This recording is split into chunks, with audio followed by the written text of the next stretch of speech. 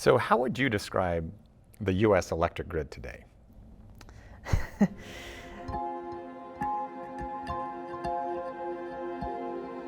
The U.S. grid is aging. It is failing in ways that we never anticipated it would fail.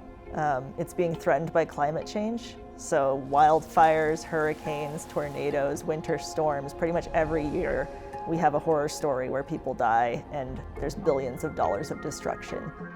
One of the projects that we're funding is a electrical engineering capstone project, which is a 2-semester project where the idea that we presented to the students was, can you build an exhibit that helps teach people about the importance of modernizing the U.S. electrical grid so that it can support more renewable energy, reducing the carbon impact that the grid is having, as well as support the transition of gas cars to electric cars. We're in a very interesting position because not only is this something that we've never done before, but it's something that hasn't really been done before at all. Somewhere around 70% of world energy generation is from fossil fuels right now. And if you work with renewable sources, those are so intermittent that there has to be some sort of battery storage to meet peak demands. Utilization of electric vehicles as battery storage, that makes sense. Electric vehicles are such a good asset for the grid and for the consumer because they kind of double up on benefits. So you can think about, the fact that we have a ton of wind in the Midwest, but most of the load centers are on the coasts. So putting up a new transmission line is going to take over a decade, whereas we could have these pretty decently sized mobile storage devices that can help take power from cheap, abundant, clean areas into more expensive, congested areas. So this is going to be a benefit not only for cost, but also for resiliency. We had thought about maybe programming in some different scenarios, like a power outage, so you could show, all right, the whole grid's gone black, drive this electric car up to the house, plug it in, and now the house has power. A big challenge is definitely scalability.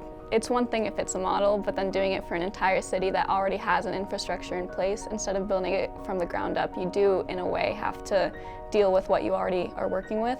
The Federal Energy Regulatory Commission just passed an Order 2222, which is distributed energy resources can participate in wholesale markets.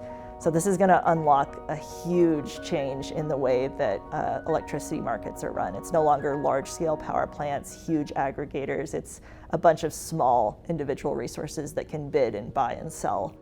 Right now, we're in a very critical stage of our project. We're prototyping all the concepts that we spent months coming up with. We just finished up making some electronic circuit boards and populating those with the microcontrollers and what will be the brains of the car. People are going to be more aware of electricity and energy as time moves on because outages are becoming more prevalent every year.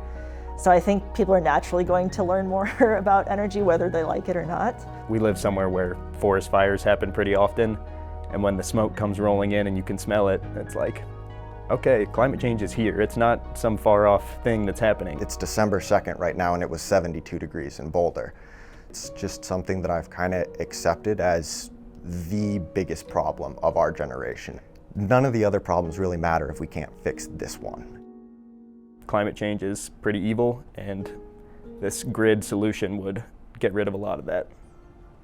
But yeah, I think we're making really good progress, and we've got some work ahead of us. Long-term goals is to educate people about how we can use these electric vehicles as well as mass battery storage and renewable sources to actually make a carbon neutral grid. How can we take those small pieces that we're working on now and tell the story that we want to tell? I think the biggest challenge is trying to tell the story, because with just a car and some lights and a little tablet, how much information can you really get across? And I really hope that they'll walk away thinking, hey, maybe the grid we have isn't really working and there could be a better way. This is more than just an engineering project. This is a real chance for us to build towards a greener, more sustainable future. I think there's so much that can be done in so many different fields, not just engineering.